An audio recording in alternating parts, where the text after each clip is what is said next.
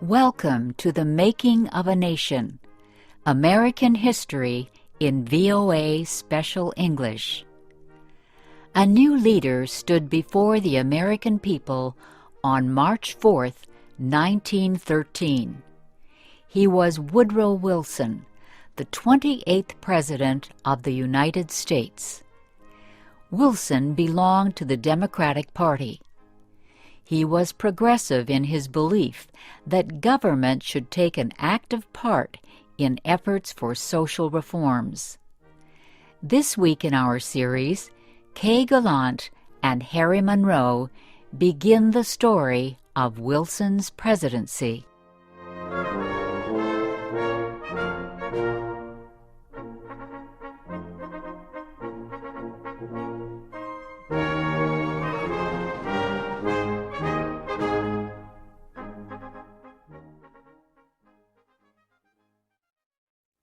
Woodrow Wilson had spent most of his life at Princeton University. First, he was a professor. Then, he was university president. Next, Wilson was elected governor of the state of New Jersey. His early success as governor made him a leading candidate for the Democratic presidential nomination in 1912. Wilson traveled widely around the country during the campaign. He made speeches to many groups. He tried to make himself and his ideas known to as many Americans as possible. Wilson called his program the New Freedom.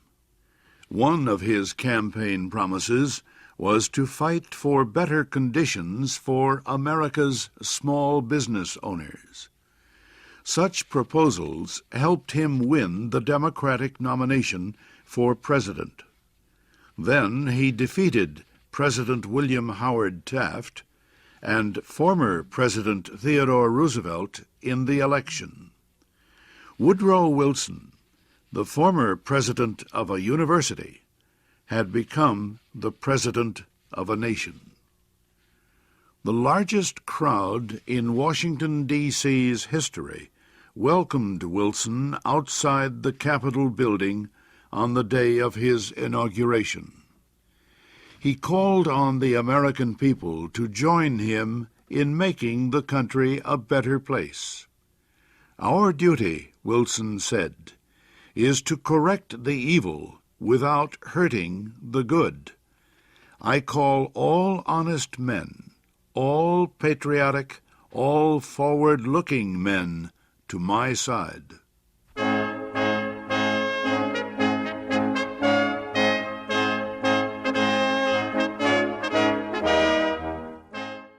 Wilson wasted no time.